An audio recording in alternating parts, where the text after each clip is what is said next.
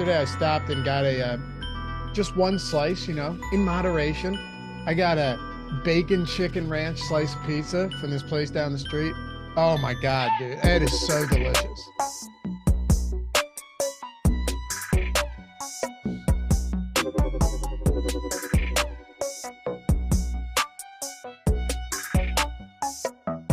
Yo, what's going on, everybody? Welcome to the Stokastic.com NBA Strategy Show. Now, it is MLB opening day.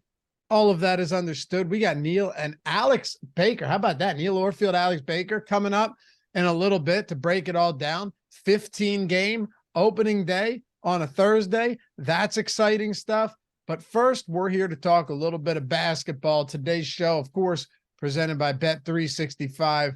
I'm Dave Loughran at Lafayette_D, joined by Adam Scherer at Ship My Money, DFS. Sorry, trying to read chat here and do things at the same time. 2 days in a row, man. Get it together. Listen, I'm a pro. I can get back on track. I will say, though, only 2 games. Doubt this one takes that long, but it is a weird one, man, because of the 2 games and the 4 teams, you have Boston on the front end of a back-to-back. You have Denver on the front end of a back-to-back with Jokic questionable. Definite possibility he doesn't play. And then you have Milwaukee on the second end of a back-to-back. So 3 of 4 teams today are on some form of back-to-back coming into a 2-game slate. Yeah, pretty crazy slate. I am a little concerned because we had that talk the other day about you not being able to get enough Sudafed, and on the last couple of shows, you just haven't been able to speak. So I'm a little concerned about your drug habits recently. Yeah, I'm eating handfuls of Sudafed when I wake up. checking my heart rate on my Apple Watch while resting. It's like resting heart rate is 146. That's probably not good. Yeah, probably not. Nah, dude, I got a solid resting heart rate, man. I got a solid resting heart rate. I think it's from all the Wim Hof breathing exercises I do. I don't even know what that means. I've told you about this. Before I go to bed each night, I do the Wim Hof, right? Helps me sleep. You go 30 breaths in and out, right?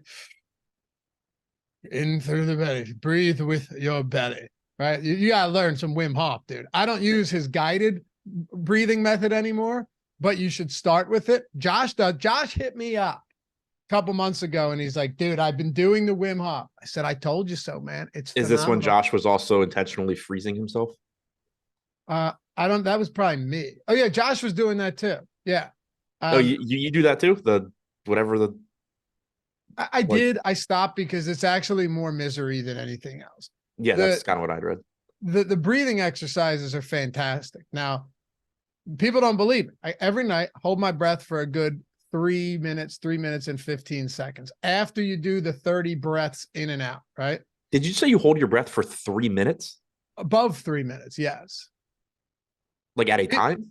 At a time. People don't believe me, which is amazing because I smoke. Now I remember having this conversation. I smoked cigarettes for like 15 years. It's incredible. Yeah. I said this last year. I was like, I would love to hustle people and like rip one, put it out and be like, I bet I can do this. And they put any amount of money on the line that I can. Yeah, I definitely remember this conversation now. I didn't remember the breathing part. I remember the holding your breath part. Dude, nobody believes this. Go do the fucking Wim Hof. Do it. Go to Wim Hof, breathing exercise or guided breathing. Okay. And if you don't have emphysema, I guarantee you can do it. You guys act like this is insane. Okay. Go in, you lay down, get comfortable, follow it, and he'll have you do it he'll have the advanced one is like 1.5 minutes at a time. You'll crush that if you have even remotely decent lung capacity for your age. And then hit me up on Twitter. I want you to apologize to me. Okay. At Laffy_D. I want a sincere apology. Laffy, I'm sorry. You were right. I did. And if you can't do it, that's on you. I guarantee you can do this. Guarantee it. You guys are just lazy and decide to tell me. I'm just kidding. But you know, nobody believes anybody anymore. Just because everyone in your life is lying to you, Adam, doesn't mean that I am. That's all I'm saying. There you go. Look, our buddy, look, he said, easy. Look up Wim Hof. It's legit easy. It's legitimately easy. Andrew said, Adam, convince Dave to do it now.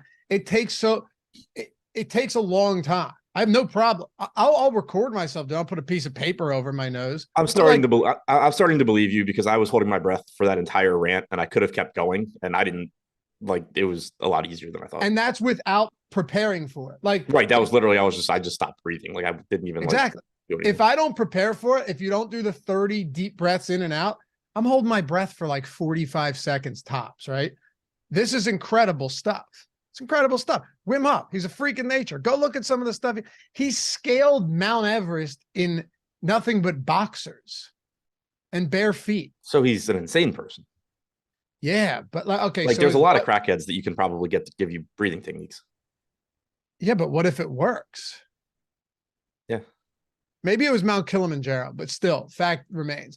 His wife committed suicide and he had several kids, right? She jumped off of their apartment story, like 8-story building, right?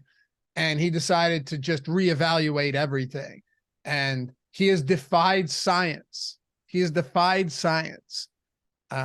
So she did that before, like she wasn't married to a guy that climbed the mountain in boxers. Yeah, and then he's like, I have 3 kids.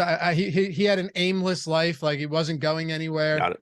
And then decided to, you guys call me a trickster, a charlatan, call me what you will, but try it out for yourself and get back at me. I want an apology. I want it to be what? Is this a thing too? Do you use the sun to recharge your body through your anus like he does as well? I don't, only because there's not enough privacy in my yard. But I would just head down, spread cheek, and I can imagine that's probably valuable. But yeah, dude, Try it out. Sportsbook said the story Des told is more believable. You guys just try it. Try it and hit me up. Even if you get 2.5 minutes, you'd be like, okay, he was dead serious. Like, I already believe you just because I expected to hold my breath for like 20 seconds and I did it for like a minute plus while you were talking and without any preparation. Right. Yeah. It's easy. It's super. Now I am also now partially convinced that I am also superhuman and could just hold my breath like that's the best part for an hour. Yo, that's the best part. Like maybe I just never knew I could do this. When you do it that long and you look and you go, oh my God, right. I am not human. Yeah. Oh, right. I'm otherworldly. It's the best. You got to stay completely still though. If you have like an Apple Watch, start the stopwatch. Don't look at it. Don't move. Any movement is going to hurt you. Wait until you're about to give up and then bam. Maybe for a mortal, I'm pretty sure I could just run laps. And not All right. Now I'm going to hold my breath for the rest of this show. What do you want to do with Boston? Boston plays today? Yeah. Hold on. Happy to have you guys with us. Hit that thumbs up, subscribe to the channel. Even those of you who are calling me a liar, that's okay. You don't have to believe me. Leave a comment down below. For those of you Wim Hof enthusiasts, I want to hear about your experiences too. But no, leave a comment. If you're listening in podcast form, rating, review, all that good stuff goes a long. It really does go a long way. We appreciate you guys for that. And join our chalkboard. Dude, yesterday we just absolutely crushed it. I threw a cat over PRA in there at 7 a.m. That moved considerably, but we hit it in the first half. Taylor Horton Tucker. This is what, found Taylor Horton Tucker on Bet Rivers, 27.5. Adam, they didn't pull that game for 10 minutes after Olynyk went out. It opened back up at 31.5. We got it at 27.5. All the picks in there are entirely free. Greg already threw a lot of his bets in for MLB opening day today. Amazing community. We're almost at 1,000 people in there. If you guys aren't in there yet, the app is free. It's in the description. All the picks, everything is free. They will be free forever. I'll also give you guided breathing lessons if you're interested. But check it out. Chalkboard app. We'd love to have you guys help us get over 1K. We're building an awesome community in there, and we've been crushing it lately. So check it out. All right. Let's I do check my heart rate when I do that, man. It's insane. I got it below 50 the other day while awake. Incredible. All right. You ready to talk some basketball, man, and then get into some MLB research before the slate starts? Kind of not, because check your Slack DMs. But yeah, I guess I am. Okay. So first things first. Yeah, we're good. Boston Celtics today, like I said, front end of a back-to-back. What a dreadful, I bet them live against Washington at halftime the other day. What a pathetic performance that was. Jaylen Brown said they had traffic difficulties, but whatever it was, oh my God, that was never close against the skeleton crew Washington team. But just looking at it today, Tatum, Brown, White, Brogdon, Smart, all of these guys, you got two guys that are priced up in Tatum and Brown. And then the rest of this team is just all in the 5K range. Yeah, pretty, healthy team as well. So on a normal slate, you wouldn't really be interested. But here, obviously going to be more interesting. Decent pricing, 10-3 on Tatum is one of the lower price tags you typically see on him. Same goes for 8,600 on Jaylen Brown. Obviously happy to get to either of those guys. Smart, Brogdon, Horford, all reasonably priced as well. Robert Williams is questionable. If he sits, that's probably a slight bump for Al Horford's playing time. Yeah, just a pretty appealing team, I think, in terms of salary. I think so too. And I do wonder, Milwaukee had a relatively easy victory yesterday. They pulled away late in that game against Indy. How about the Giannis and Drew performances in the same game though? Yeah, that was insane. I wish Drew had managed to do that last week when I had him in best ball, but he shot that was 20 for 30. Yeah. And it's another reminder. It's something that I've talked about a lot this year when we talk about limiting players from the same team, is that people overlook the positive correlations of just being in a high scoring game. There's a tendency to be like, oh, well, I wouldn't want Giannis and Drew together against Indiana. Like they can't both have a big game. There's still plenty of times where you get this. You've seen it all season long where the game manages to stay competitive and just, ends up being much higher scoring than you expect. And you get huge games across the board. Okay. Well, I mean, yeah, because with no Middleton yesterday, do you think it's possible that, and I know Milwaukee's still 3 games up in the East, but they're going up against the Boston team today that they're 3 games up on. So do you think there's any possibility that Giannis and Drew sit today since Middleton sat yesterday? Just your thoughts initially, because I know we don't have any clear-cut information. Yeah, it wouldn't surprise me at all. It is a competitive game, but that also, I think, sort of makes me swing the other direction as well. Like, they're 3 games up on Boston, so Milwaukee is likely to be the 1 seed. They obviously, would rather not lose this game, but I think there's also, you could make the case where it's just like, well, we don't really want to, play our, like, give them more ammunition for scouting and all of that. So I don't know. I wouldn't be surprised at all if one or both of those guys sit. Yeah. Are you reading this right now, Jordan, in the projections channel? With Kajeski telling me we don't use @channel anymore? How am I supposed to know who the hell's on projection? Huh. I can't even find the projections channel.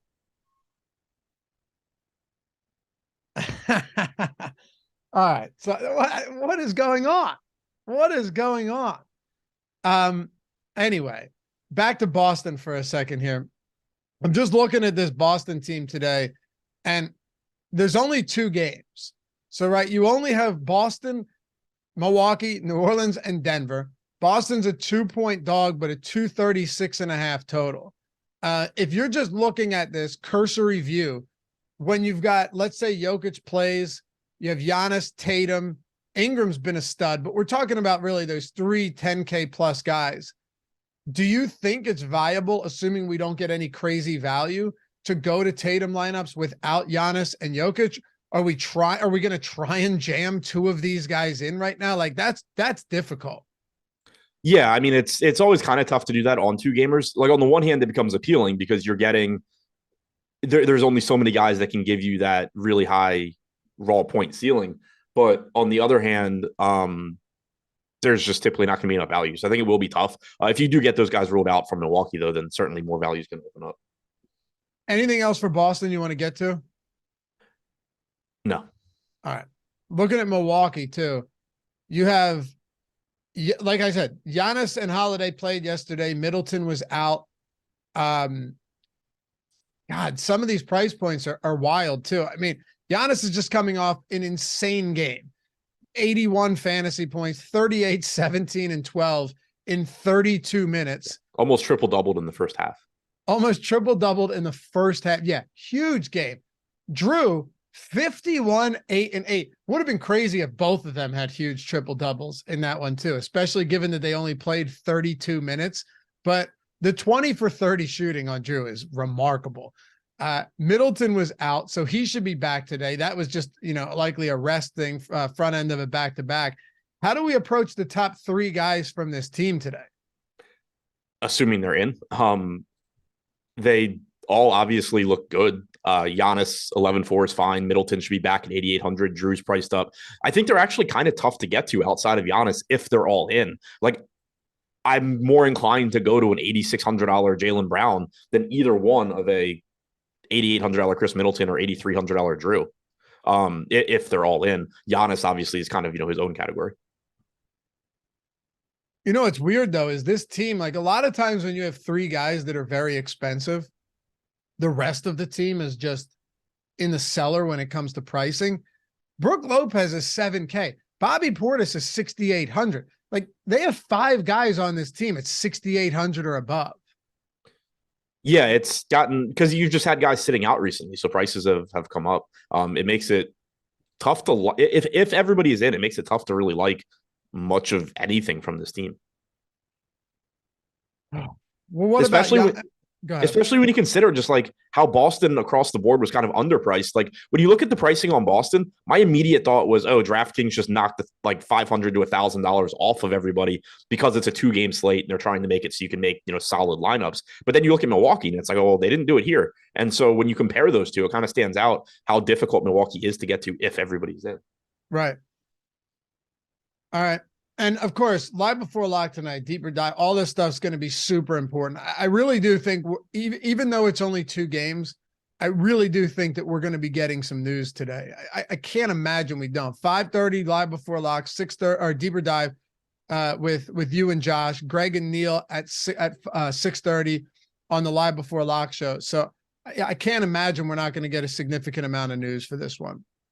You want to talk about Pelicans Denver, or is there anything else you want to get to? No, that's it.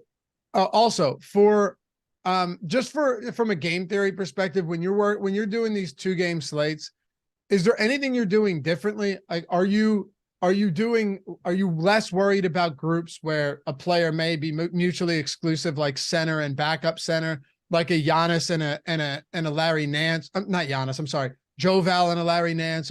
Are you less worried about groupings and stuff like that? Because we haven't seen a slate this small in a little while. Yeah, on 2-gamers, I don't really worry about it too much, just because it's all basically a function of opportunity cost and where else you can go. Like the reason kind of that you're setting those groups is, think about like an 8-game slate and using that Joe Val, Larry Nance example, right? Like their median projection, they both could look decent at their salaries. But if you have like 8 games on a slate and you have Joe Val in a lineup, even if you need to go to like that random backup center for whatever reason, you would rather just go to like, a Daron Sharp or Mason Plumlee or just somebody that isn't Joe Val's backup. But on a slate like this, and the reason is that because if you're playing Joe Val, really you're hoping you get that 30+ minute game from Joe Val, which means fewer minutes for Nance. And if Nance plays those fewer minutes, then very likely there's other guys in his price range that beat him. On a 2-game slate, that's not necessarily the case. Like Joe Val could play those same 30 minutes, Nance plays 18, but 18 minutes of Nance could still beat out whatever other garbage you're getting from these other teams, in that price range. So there's just fewer alternatives, and it makes it less of an issue. Yeah, absolutely. All right. Hold on one second.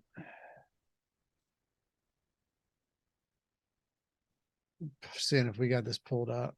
We don't still. Okay. All right. Yeah. How about Rocco dropping 27 points yesterday? Didn't even know that happened until right now.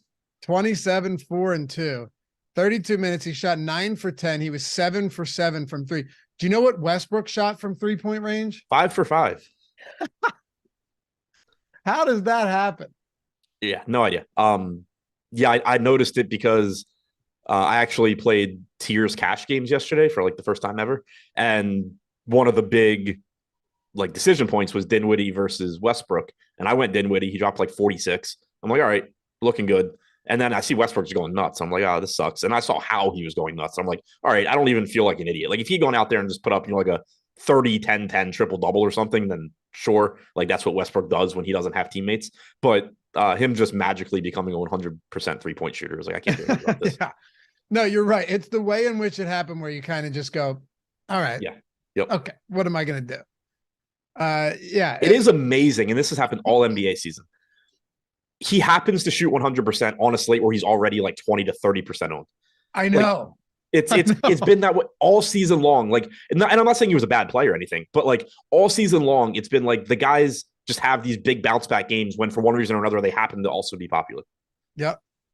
Yep. Someone asked who won the Millie. Do you know? I have no idea. No, but I saw the second place guy the name was I Bet on Jesus, which is an interesting name. I have to look it up. I saw it earlier today. I can't remember who it was, but yeah, I Bet on Jesus took it down.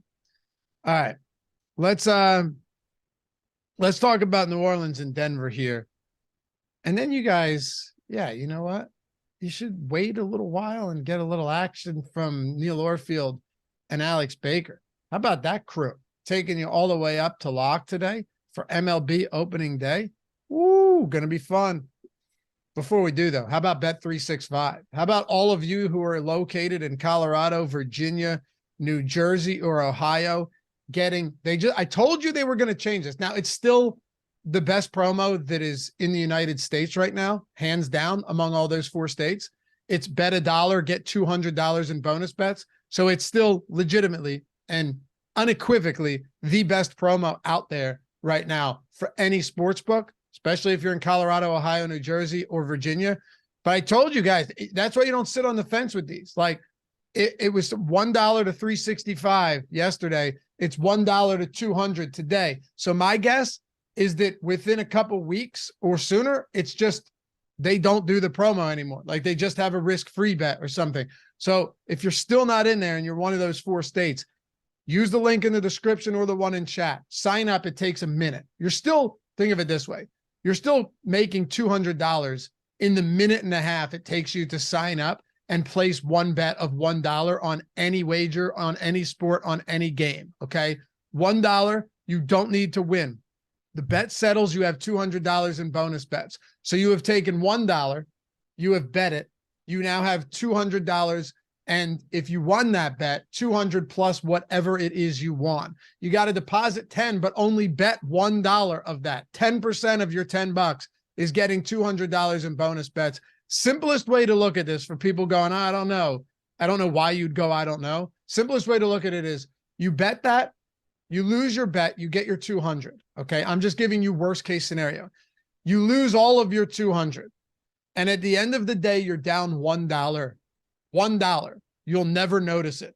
You know what you will notice? If you get those $200 in bonus bets, go on a massive heater on a huge run, and now you're sitting on 4 figures that you didn't have yesterday, and it took you $1. The ROI on that is insane. $1 into whatever you build it up on, starting with $200. Check it out. Colorado, Ohio, Virginia, and New Jersey. $1 turns into $200 in bonus bets like that without doing a damn thing. So use the link in the description and in chat, and must be 21 years or older to gamble. If you or someone you know has a gambling problem, please call or text 1-800-GAMBLER. All right, let's talk about the Pels and the Nuggets. 6-point spread here. The Nuggets are potentially resting Nikola Jokic today. This could be interesting to see how that plays out. But on the Pelicans side, man, how good has Brandon Ingram been lately? He's lost minutes to blowouts in 4 of his last 5 games. And he's still crushing. Since he returned from a 2-game absence with that ankle injury, he's got a 32+% usage rate. He leads the team in assist rate. I think his assist rate's at like 35% over that span. Yeah, 33% usage, 36% assist rate in 8 games since returning from that ankle injury. And he's lost minutes. If this game's close, he's playing 38, 39, 40 minutes, man. Yeah, not an ideal matchup going into Denver, but he's playing out of his mind. And, you know, we raw only points have 2 again. games too. So What'd you say? I said we only have 2 games. Right. Yeah, exactly. I was saying, you know, like raw points obviously matter a lot. So that price tag getting relatively expensive, you know, isn't a huge problem. I still think it's easier if Giannis and Drew and Middleton are in. I think it's easier to get to Ingram than it is to get to Middleton or Drew. Like you said, he's playing huge minutes. He's playing really well. The offense is running through him. 22 field goal attempts last game, plus 7 free throw attempts, 19, 22, 23, just, you know, talking field goal attempts in those prior games. And like you said, outside of the last one against Golden State, lost minutes to garbage time as well. He's getting to the line. He's getting assists. He's doing everything for this team right now. It makes him look really good. Yeah. It's just if he's going to keep putting up those monster numbers with huge minutes, and this game has a 6-point spread, like you said, not the best matchup, but Denver's been fantastic at home this year. They're like 32-6, but they're still not an elite defense at home. I think they're 10th in defensive rating. So I didn't go back any further, but he has more assists than CJ McCollum in 4 of the last 5 games. Oh yeah, dude. Over the last 8 since he returned, he's averaging more potential assists, and his assist rate is 35.8%. McCollum's is 24. Yeah, just doing everything. He's doing everything right now, which is, you know, I want to get to Joval here, but what do you make of McCollum and the other non-Joval options today against the Nuggets? McCollum is fine, you know, still gives you a ceiling, but certainly Ingram coming back and cutting into all of his production is a problem. Joval at 7,600. We finally saw Larry Nance play real minutes last game against Golden State. Now, obviously that was a matchup that set up really well for Nance, but we still didn't know what the Pels were going to do because they had been so consistently going to Joval. We didn't know if that was Larry Nance health related still. We didn't know if they just were completely sold on Joval or what. This is a matchup where it's easier for Joval to be on the floor than that Golden State game, but we did at least see that Larry Nance can physically play 25 minutes. So Joval, I think, is risky, but still clearly has a path to 30 plus minutes. He's been doing it in most games recently. Larry Nance becomes really interesting though at 3,600 because it had gotten, you know, in that Golden State game, we talked about it. And it was a really tough decision point because it was like, if Larry Nance is ever going to play big minutes down the stretch of this season, this is a matchup that they could do it in. but we just didn't know, what the health was like, if they were willing to do it. We saw it happen. Now he's still 3,600. So I think you can feel a little bit better about Nance than you otherwise would have. Like, the way I'm viewing this is, if he had only played like 12 or 13 minutes against Golden State, I would kind of think that there's just like no chance Larry Nance is playing big minutes anytime soon. But the fact that we did see those 25 minutes, it doesn't mean that he's going to do it again and that we're just going to revert to those rotations that we've seen for a lot of the season previously, where he's basically splitting 48 minutes with Joval. But it at least means it could happen, and he can play those minutes. I think expecting something like 28 or so minutes for Joval, 29 minutes for Joval, 19-ish for Nance makes sense here. But with this being a 2-game slate and there being a lack of value at 3,600, I do think Nance is worth a look.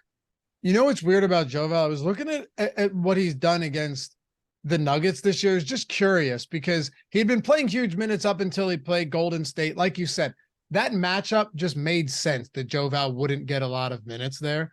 Against Denver this year, he's played like 14, 16, and 19 minutes, but one of them was bad foul trouble. Another one of them was foul trouble, but he didn't come back and close the game. And then another one, it was just Nance dropping literally. He had 11 and 9 in the fourth quarter of one of those games. So does this come off as one of those games where Joval should play fewer minutes? Because I don't see why he would. Although in 3 games against Denver this season, again, kind of extenuating circumstances in some of those, his minutes have all been low. Yeah, I mean, it's a game where I would expect him to play a good amount, but Me too. It's really, I mean, the thing is, it's hard to look at it like that with this team. And this is what we were talking about with Golden State as well. Even though it was a spot where you would expect Nance to play more, it's really hard. It's been really difficult to look at it from a matchup standpoint. Like, for a lot of this season, regardless of the matchup, it's been 23 minutes for Joval, 25 for Nance, with Nance closing. Basically the same rotation we saw against Golden State. They were doing that consistently earlier in the year. It wasn't just like, oh, they're playing a smaller team, they're going with Nance. It was just, Nance is getting closing minutes over Joval pretty much every game. Then recently they weren't doing that up until the Golden State game. So it's still very difficult for me to be comfortable in how to project it, because if it's just a matter of Larry Nance is fully healthy again and it coincided with Golden State and now Larry Nance is our closing center, yeah, that is possible. It's also, I think, possible and more likely that it was a matchup thing and that you're just going to get back to, more Joval minutes and less Nance minutes here. That's where I was leaning as well. And still, it still didn't see like any Jackson Hayes last game. It was still a 2-man rotation at center. So right. And also, and if Joval sits, like, it changes as well, because you're just going to end up getting, probably smaller lineups from. You mean if Jokic sits? Yeah, that's what I meant. From Denver. Right. For sure. Let's talk about Denver on the other side then, because this one gets even more intriguing if Jokic ends up being out. And where was that question? Oh, Bobby, are there any promos for signing up for baseball? Yeah, dude. We got the MLB is back promo right in the description. You're getting everything. Stokastic plus Platinum. Whether you're a new user or you're looking to get back into everything, all of our tools are 50% off. All of them. The everything, Stokastic plus Platinum, everything for the entire month is 50% off. I think this is only good through the 2nd. So yeah, if you're looking to get into it, everything 50% off Stokastic plus Platinum from top to bottom, everything on the site, not just baseball, but basketball, hockey, MMA, PGA, NASCAR, XFL, college, all of that. If they have contests out there, we got contests, the Boom Bust tool, the Top Stacks, the Top Stacks and Top Pitchers tool for baseball are absolutely incredible. Some of the best tools you're going to find. Ownership projections, player projections, the lineup builder, which is included in that, the lineup generator. If you wanted to get the Fantasy Cruncher add-on, you can do that too. But yeah, you're getting not just baseball, but every single sport, 50% off. We're doing that because baseball's coming back. It's opening day. It's a great promo. And yeah, half off everything from the top, including our premium Discord. That's included in all of this. So yeah, link in the description, link in chat. If you want to use the MLB is back promo, you can, but it's easier to just click that link and it'll take you right there. All right, let's talk about Denver. I don't know if Jokic plays or not, but I mean, if he plays and there's no word of him being limited or anything with this sore calf or whatever it is, I would assume we just go back to Nikola Jokic today. But how difficult is it going to be to get to someone like him? And would you prefer him over Giannis today? Kind of depends on the Milwaukee news too. So like if Jokic is in and all the Milwaukee guys are in, I think I prefer Jokic. If you get Drew and Middleton out, I prefer Giannis. I guess Giannis would be one of the ones likely to sit. So obviously wouldn't prefer him there. But if you were to get like Drew out and then Middleton and Giannis in, I think I would lean Giannis, but it's close between the two. If Jokic goes, obviously he's a good option. Okay. Yeah. I mean, just looking at the rest of this team, if Jokic is out, Jamal Murray becomes pretty appealing. You know, this is a guy in Jamal Murray in the 4 games that he's played without Jokic this year. Very, very nice numbers. I was doing a betting video this morning. Points, rebounds, assist totals of 40, 41, 36, and 36 from Murray in the 4 games that Jokic has been out. His assist rate with Jokic in over 1,400 minutes, 24.8%, 25% assist rate. 31% usage without Jokic, 31% assist rate. Jokic is a jack of all trades. He does everything. So Jamal Murray, massive beneficiary. Really, everybody benefits if Jokic is out today. So this news is just going to be massive, man. Yeah, huge news. And I mean, I assume we'll get it early in the day. It would kind of suck if we don't, but because there is a 3-hour, 2.5-hour gap between games. But I assume we'll get it early enough. And if he's out, it does open up a lot. Jamal Murray looks better. Porter and Gordon look better. Bruce Brown should play more. Jeff Green, Zeke Naji should get more minutes. Maybe Thomas Bryant gets to start at 3K. It changes the entire slate if he's out. I think this is actually I think it has a bigger impact on the slate than if Drew and Giannis were to sit. If you're looking at this under the assumption, if Jokic is out, I don't even think we need to dive that deep into it. Play everybody. What? I said play everybody. Play everybody. Yeah. Would Zeke Naji become the highest owned player on the slate? Maybe. I don't even know if he would start though. Like, do they just go to Bryant? Do they go to Jeff Green? Jeff Green, yeah. Right. That's the problem. That's the problem with this team is there's no clear cut like, hey, he's going to play 30 plus minutes locked in if Joval or if Jokic is out. Right. Like Zeke Naji was Jokic's backup in the most recent game, but that just doesn't have to mean anything. Like they could just say, okay, well, we're going to keep Zeke Naji in his backup role and we're just going to throw Thomas Bryant in here. Like they could easily do that. Watch it's like DeAndre Jordan. Yeah. I was going to say, couldn't remember if he was actually even still on this team or not. I don't know. He played in March. That's all I know. He did play in March, but you're right. They have a lot of different guys here that could occupy that position. Would be interesting to see if they try and match up against Joval. I don't know, but it's ugly. Now, if Jokic is in, do you still want to get to Murray and Porter and Gordon and any of the other cheap options like a Bruce Brown? If Jokic is in, then clearly like Gordon, Murray, Porter are still fine plays. It's a 2-game slate. They're high upside, mid-range guys. You have sub 6K prices on Gordon and Porter, so those both look decent. But they're nowhere near the level of priority they would be if Jokic is out. Similarly, when you're looking for value on a 2-game slate, there's nothing wrong with KCP, Bruce Brown, but they're not going to look as good as they would if Jokic sits. Right. All right. Well, with what we know right now, and it's tough because we only have 2 games.